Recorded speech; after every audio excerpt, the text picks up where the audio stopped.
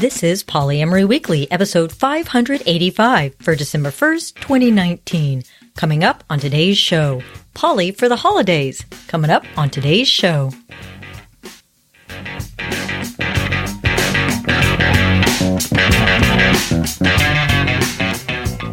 Hello, everyone. I'm your host, Minx, and it's that time of year where we get to talk about all the stresses of your poly life possibly conflicting with your family of origin or your blood family's life. But first, I should say, this is an adult show about really lascivious things like dealing with your drunk uncle at Christmas or Hanukkah or Kwanzaa, as well as honesty and communication about sex. If you're under 18, please stop listening and visit scarletteen.com. Today we're talking poly for the holidays. Now, if you're in the States, we've already had a couple of holidays, including Thanksgiving, which is the first of the stressful family holidays that happen in the last 2 months of the year. But I will share that we actually had a really good holiday this year. So if you've been listening for a while, you know that I came out to my biological family a couple of years ago, and my mother basically said, well, I'll see you, but I don't want to see any of your partners. And I made it clear that my partners and myself come as a package deal. You have to at least tolerate their presence. And she refused. So I no longer go home to visit my family. But a couple of years ago, I actually started inviting my younger brother, who's frankly the only member of my family that I can stand, to come spend Thanksgiving with me or with us. And he did that again this year. And it was really, really nice to have him around. First, because I don't want to reveal too much of his personal information, but he recently got a not very great diagnosis of a neurological disorder that is kind of tough to deal with.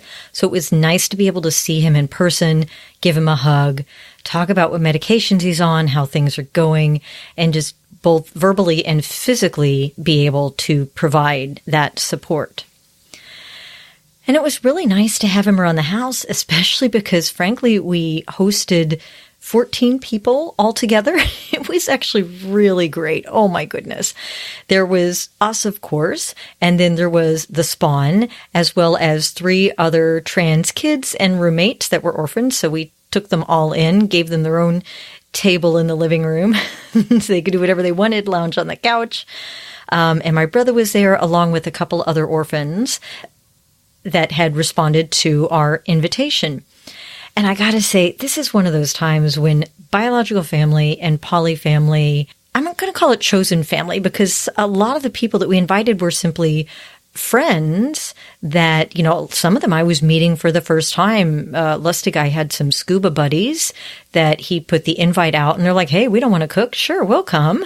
So it was really great to have this group of people with really diverse backgrounds and interests come together. I'm actually going to call this my happy poly moment of the week, because there were some times when there were 4 of us adults. So that's Elle and Lustyguy and me and my brother D, all like in or near the kitchen and all working on one of like 4 different desserts, right? It's true. Lustyguy wanted to make a cobbler. Elle has a particular type of pumpkin pie she likes to make. I made eggnog pumpkin pie, which I really love. It's one of my favorite recipes. And I decided to try a new recipe for pumpkin trifle because we've been watching way too much Great British Baking Show. And so there was a lot going on in our kitchen, and everybody was just back and forth and helping each other out. And there was a moment when poor Elle had been on her feet all day and her back went out, but she was the one who does the stuffing because she's the one that cares the most. That's how we do things a lot here. But we ordered her on the couch, got her a heat pack for her bag. And so from the couch, she just starts yelling at us like, okay, here's what you do. Now check that and put this in and put butter in there. Now put them in the bowl, not that bowl, the other bowl. And it was really great that we could all just support each other that way. And the meal was fabulous, of course. But even better was the conversation. Again, there were people with different backgrounds and different bits to contribute. So we covered so many interesting topics.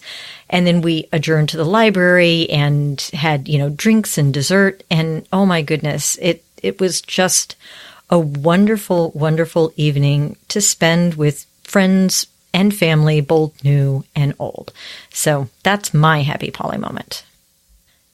Now, if you ever have questions, comments, or feedback, just call 802-505-POLY or email polyweekly@gmail.com and attach an MP3 file with your question. If you want to book us or anything that involves a calendar or a signature, please email lustyguy@polyweekly.com. Now, for the past, 14 years, I, and whoever my co-host was at the time, have given advice on poly for the holidays. But I can't believe it took me this long to figure out that there are a lot of people out there that are a lot smarter than us, right? So I put out the call, both on our last episode and on Facebook, of any therapists, coaches, or anyone out there who wanted to create a segment on poly for the holidays with their professional advice. And I'm so pleased that so many people responded. So let's start out with this first bit of advice from one of my favorite poly activists and organizers anywhere, Ruby Bouie Johnson. Hello, my name is Ruby Bouie Johnson. I am the founder of Poly Dallas Millennium. Also, I am polyamorous. The holidays. It's a time for good food, laughter, and family. I've created my intentional family, and I have my family origin, my blood family. This time of year is a balance of being mindful that I love everyone and I want to be a part of everyone's celebration. Most importantly, they want me to be a part of their celebration. I scheduled to the last minute on getting to everyone in one day. As a therapist, I have clients that start in September planning for Thanksgiving, Christmas, and New Year's. This is not an easy task. It can be very anxiety provoking. The anticipation of everyone's feelings, stretching time, considering all of the various relationships and families. Then there is the who knows and who doesn't know. I'm polyamorous. I'm non-monogamous. I'm in an open relationship. It's a privilege not to have to worry about who knows and who doesn't know. When they know, everyone is aware of all of the multiple relationships.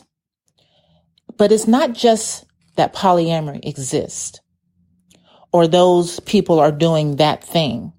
It's when it's up close and personal, people can become judgmental. And when I say up close and personal, it's not the theory of you and what you do. When you come home for the holidays, it's actually seeing the practice.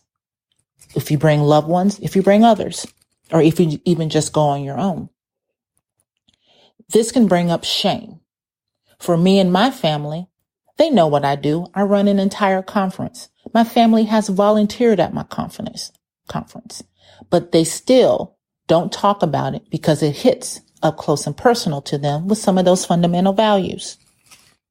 So I love Brené Brown.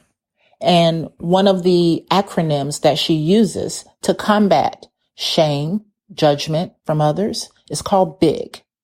Boundaries, integrity, and generosity. Boundaries, I let you know what is and is not okay. It is not okay to have negative comments about the people that I love. It's not okay to send judgment against me and tell me what I should, could, and would do. It's not okay if I bring someone with me to act like they don't exist.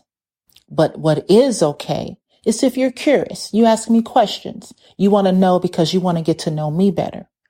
It is okay if you introduce yourself to a mate of mine or to a loved one of mine that I bring to dinner and say, hi, my name is so-and-so. I don't know much about you. Bam. Ask questions, have a conversation. Integrity. Sometimes it's uncomfortable to stand up on my own values, to stand up for my own values, my own belief systems. Because it's real easy to want to please, suppress myself, put my beliefs and values to the side. But if I have integrity, that helps me with my shame. It helps me with me judging myself. It's saying, you know what, Ruby, you're worth standing up for. And then there's generosity, which is the real big one for me. That means I am going to understand and hope and believe that you're coming from the best place possible, that you're doing the best you can. I'm going to have compassion for you if you have compassion for me. So I'm going to be generous and understand that sometimes people just don't know how to handle those things that are different than what they do. So these are my suggestions. Be big, have fun, love, and laugh. Have a happy holiday. Gotta love a girl who quotes Brené Brown, right? And you can find Ruby at polydallasmillennium.com, and I'll provide a link to that, as well as a link to Brené Brown's big document in the show notes at polyweekly.com or in the show notes section of your podcatcher. Hi, I'm Libby Sinback, a queer polyamorous mom, a relationship coach, and host of the podcast Making Polyamory Work. My Poly for the Holidays advice is this. If you're planning to visit family where you know tensions exist, consider how do you want to spend that time together? Do you want to spend it connecting and remembering love and making memories together? Or do you want to spend it upset and fighting and grouchy? It may be important for you to get upset or get in a good few rounds of fighting. In some families, that's how they connect. But if you're feeling worried about getting outraged with a family member at a holiday gathering and you don't want things to get ugly or just wear you out, and you also don't want to have to opt out of family time, there is a way to handle it. Here's the deal, though. You can't control other people. You can only control yourself. That doesn't mean you got to be a doormat or a saint, but if you want to stand up for yourself with love instead of fighting, you'll need a little bit of relational jujitsu. Here's some moves that have helped me. First, change your mindset and be prepared. Often we show up primed to be upset by a hurtful comment or topic, but hoping maybe this time the offending relative will just restrain herself. That's putting your enjoyment of an occasion in the hands of another person who may not share your goals, or who just might not be good at moderating their alcohol consumption. You're better off putting yourself in the driver's seat. At this point, you probably know the kinds of things your family members are going to say, so you can be ready and just accepting of it when it happens. This can often be the first step in short-circuiting your outrage. Next, practice grounding so that you don't let your reactive self run away with you in a difficult moment. Imagine the shitty thing being said, and then, before opening your mouth to respond, take a deep breath from your abdomen. This can help calm you down and focus you on how you'd most like to respond. And then, well ahead of the gathering, think about how you'd like things to go differently. Think ahead about how you'd most like to respond with loving firmness. You can say something like, Max, your comment is really hurtful to people I love. I can't be here with you talking like that. I'd like to be able to enjoy this time with you, so I'd appreciate it if you would stop or if we change the subject. And if the person gets defensive or insistent, you can hold the line without pushing back. You can say something like, I love you, but I can't sit here and make space for this point of view. And then change the subject yourself. Or if you need to honor your limits and take some space, do that. Go to the bathroom, walk to another room, turn and find someone else to talk to at the table. And finally, remember to be kind to yourself. If you do get overloaded, if you do start to lose it, take breaks when you need them. However, if you do find yourself really upset, try not to stew and resist diving into your news feed or vague booking on Facebook. I have never found social media to be a place that helps me gain peace and mental clarity. Instead, try doing something that will make you feel good, like taking a walk or calling a friend or taking a shower or journaling or taking a nap, something that's nice for you. You are able to be your most excellent self when a relative isn't being their best self. That's going to be a better day for you. And also, we never really know what people are going through that lead them to be their less great self. So, especially around the holidays, I reach for my compassion. I reach for my own self-control, even with people with whom I have tensions. When I can ground myself and respond with loving firmness when things are hard, that is me making more room in my heart for love. And love is what the holidays are supposed to be all about. Great advice, Libby. I've provided a link to her podcast, Making Polyamory Work, in the show notes. Hi, I'm Dr. Karen McDowell. I'm a psychologist working in the North Texas area, and I specialize in anxiety management. So my Poly for the Holiday advice is about managing anxiety and navigating relationships when one or more partners has anxiety. So these are my 10 tips for navigating anxiety during the holidays.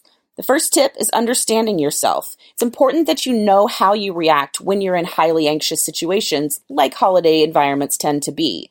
Do you tend to push people away or cling to people, pull them towards you when you're anxious? Do you do both? Are you fight, flight, or freeze kind of anxious? Knowing yourself is the first step to managing anxiety in these stressful situations. The second tip is about communicating that anxiety. It is both harder to talk about anxiety in these kinds of situations and more necessary to talk about it. You got to be able to talk about your triggers, your past experiences, your goals, what you're working on, what helps. You have to let your partners know. The third tip is about unhelpful thinking patterns. These are the ways that the little gremlins in your brain kind of trick you into believing things that might not be true. That voice in your head can be a great friend to you, or it can be your worst enemy. So managing your thoughts is one of the primary ways of managing anxiety. The fourth tip is that you have to remember that feelings don't always tell you the truth. When working well, feelings deliver information and they release stress, and they're very, very helpful. When they're not working well, they deliver misinformation and they increase stress. Feelings don't always tell you the truth. You may have to do some evidence checking and find out if what you're feeling is actually the truth. My fifth tip is about seeking balance. You have to be able to give and receive support. Asking for reassurance is one tool to get support from your partners, but it cannot be your only tool. You have to have an ability to self-soothe and to care for yourself and also care for others. My sixth piece of advice is about setting boundaries and respecting boundaries. Remember that boundaries aren't only about saying no, it's also about saying yes or or no in increments. The definition of a boundary is knowing how something impacts you and making a decision about how you're going to interact with that based on that knowledge. So if you know that something is going to affect you in a certain way, set a boundary around it. And if somebody that you love has set a boundary because they know they'll be impacted in some way, it's important that you support that and respect that. My seventh tip is about anticipating needs and creating space for them. Anxiety sometimes makes us kind of pull a mask over our face and stumble blindly into a situation because we don't want to think about it ahead of time. But if you do take the time to think ahead, you can anticipate what might be coming and go ahead and intervene on that so it doesn't happen. So for example, if you know that you're an introvert and you're going to need some quiet time or some downtime, go ahead and schedule a massage. Go ahead and make a reservation at a restaurant or find a coffee shop nearby that you can go read a book at. Go ahead and anticipate that, set up that space for them so that you're doing those things to maintain your wellness, not just waiting until something's wrong to try to fix it.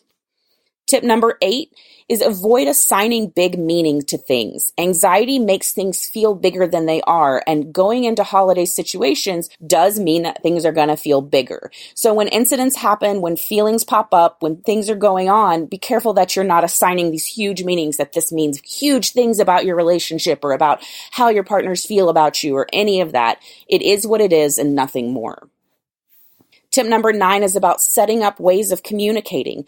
In advance, set up with your partners code words or signals or symbols to communicate certain things. So if you need rescuing, maybe you tug your ear, or, if you need to tell your partner, shut this conversation down right now, we're not talking about that here, but you can't actually say those words. Maybe you say blueberry muffins, and everyone knows that blueberry muffins means shut it down. Whatever you can do to set up these code words or ways of communicating important things quickly, that's going to help manage anxiety. And then my 10th piece of advice is that often anxiety exists in multiple people within relationships, and it's important to remember that your experience of anxiety might not look like other people's experiences of anxiety. So be careful that you don't fall into the trap of expecting that your partner's anxiety will feel like or look like yours and therefore respond in the same way. Make sure you're communicating, make sure you're allowing yourselves to be individuals and authentic as you support each other through these stressful times.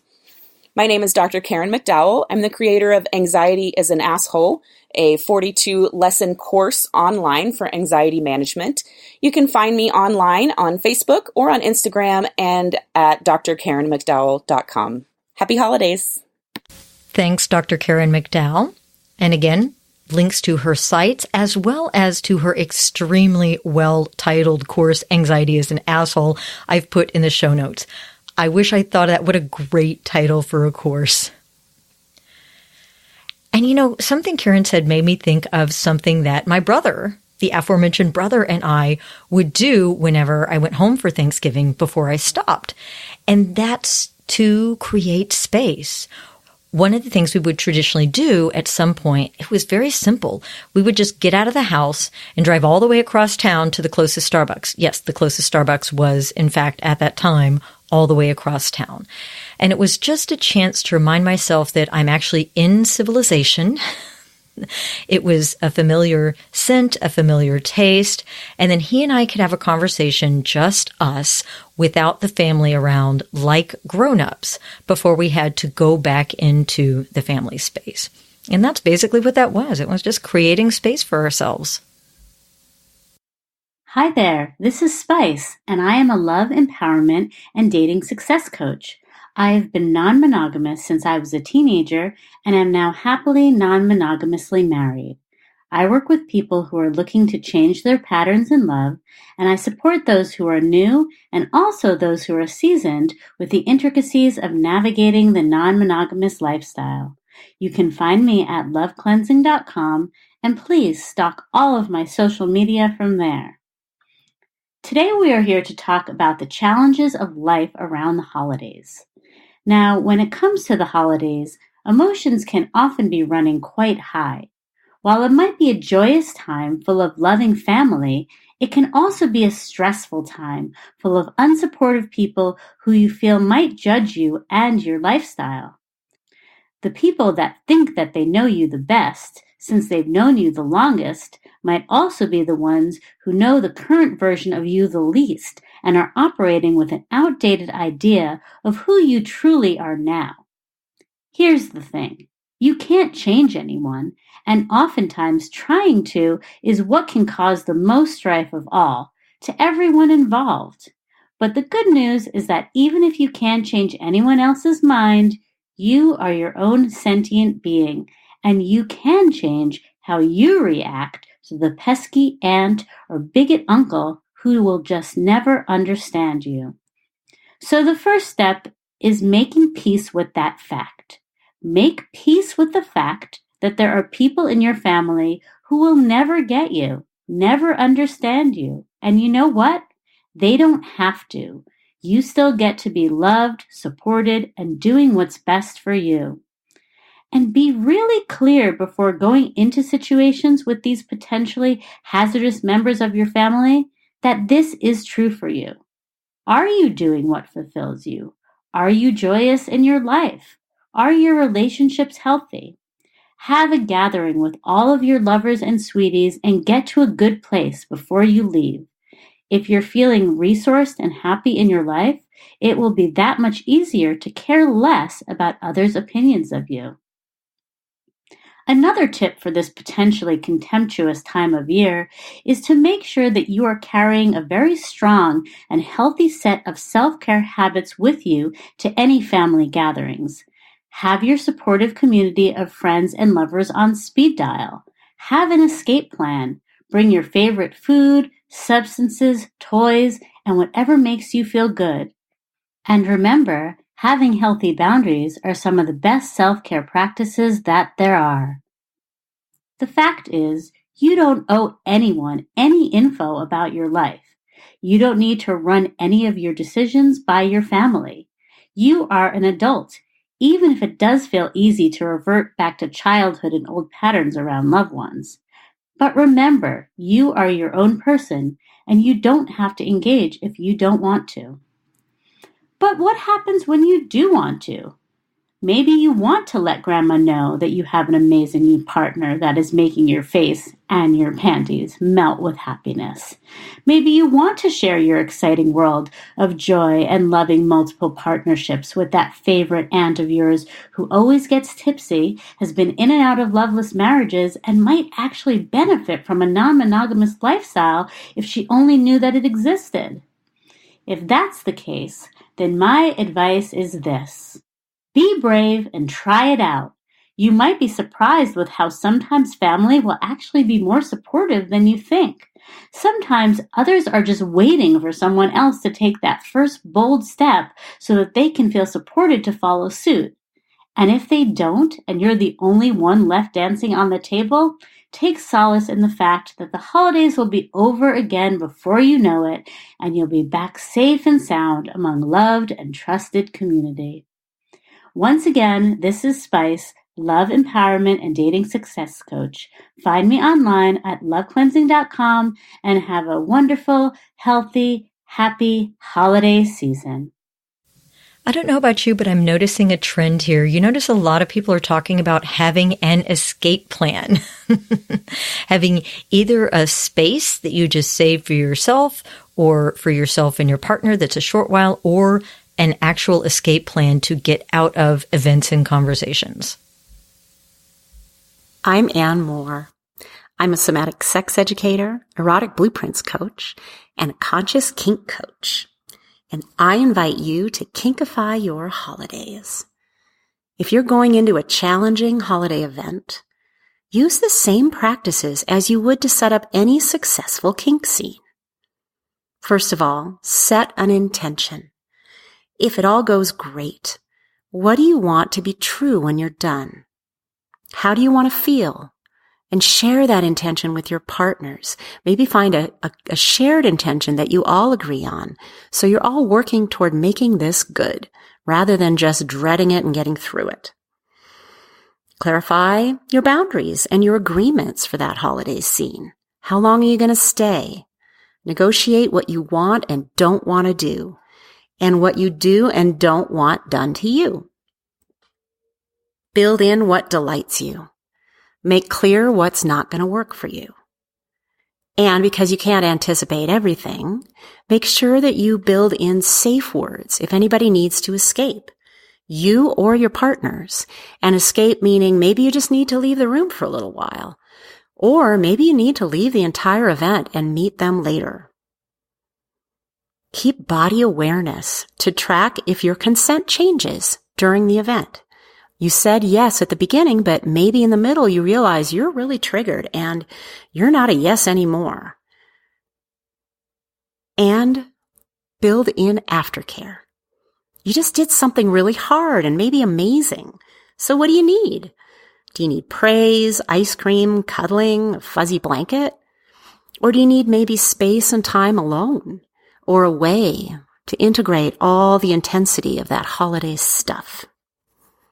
This has been Anne More, helping you stay sane and sexy for the holidays. If you want to hear more kinky tips, you want to hear more about private coaching, workshops, sexological body work, and more, email me at yes.annemore@gmail.com. Look me up on Facebook at ANNEMORE, and you can find out even more about me, my offerings, events, etc. at YESANNEMORE.com. That's yesannemore.com. And thanks for that perspective, Anne. You know, I didn't think about it, but approaching the holidays as if it were a kink scene actually makes a lot of sense, especially with something I hadn't thought about before, which was building in that aftercare. Hi, I'm Nolan Lawless, and I'm a licensed professional counselor and relationship coach. My Poly for the Holidays advice is about mixing family and poly partners for the first time. When we have people in our lives who are important to us, it's natural to be excited and apprehensive about bringing them together. If this will be your first holiday season having members of your polycule and your family of origin together in the same room, here are a few simple tips to help things go smoothly. First and foremost, make sure that everyone who will be joining you for holiday celebrations is consenting to spending that time together. As much as we may want to have everyone together in one big happy bunch, that isn't always possible. If your family is still struggling with accepting the idea of you being polyamorous, it likely isn't time yet to bring your partners to family events. Likewise, not all of your partners may be ready or interested in attending your family functions with you. Before you go forward with any plans, make sure everyone involved is okay with them. Once you've decided who is attending what, be sure that everyone is well informed about what to expect. Mixing family and polycule means bringing together people who likely would not interact otherwise, and everyone deserves to know what they're getting into. You may have tuned out your uncle's inappropriate jokes years ago, but to a new person that experience can be jarring, and nothing will ruin a holiday gathering faster than an unexpected conflict between family and partners. On a related note, make sure that everyone who will be attending family functions knows what the traditions and expectations are for that event. Even if you think of your traditions as commonplace or normal, discuss them with your partners anyway. You would be surprised how much holiday traditions can vary from family to family. Also, understand that not every partner may be able or willing to participate in every one of your family's traditions, like a vegetarian partner declining to go on a Christmas morning deer hunt. If there are any traditions that your attending partners might not be comfortable joining in, make sure that you discuss this with your family ahead of time. Also, consider introducing your family to some of your partner's traditions if they are willing to share them. Ultimately, the goal is to create an environment where your family and your partners will both feel comfortable and valued. The holidays are all about a sense of shared experience and happiness. Keep that as your focus, and you can have the holiday celebration your heart desires, surrounded by the people you love. I'm Nolan Lawless, owner of Infinite Heart Coaching. Find me at infiniteheartcoaching.com or on Facebook at Nolan Lawless LPC. Thanks for listening, and happy Polydays. And again, our links for Nolan are on the show notes. Maybe I'm biased, but I think that was a really good batch of Poly for the Holidays advice. I want to thank all of our contributors for taking the time and energy to put together those segments. It's a lot more complicated than it sounds. Frankly, it's really hard to convey something in the 2 to 5 minutes that I gave everyone. It's a lot harder to do that than it is to convey something over 10 minutes. So thank you so much for taking time out of what's probably a very busy season to contribute to the show. And I really hope that you folks found it helpful. If you want to join the conversation or give your own holiday advice, you can follow us on Facebook at facebook.com/polyweekly. We're also on Twitter at polyweekly or at cunningminx. And this is a time when I want to say thank you so much for listening. Thank you to our PW Playmates for donating. Thank you to you for listening, for writing reviews, and for telling your friends about this podcast. That has helped us grow so much, not just over the last 14 years, but month to month, I can see the difference. And that's all you. That's you telling your friends, or you playing it for your partners, which we really appreciate. And thanks again to our wonderful contributors. We are a free resource. We've helped hundreds of thousands of people navigate their introduction to and continued success with Poly.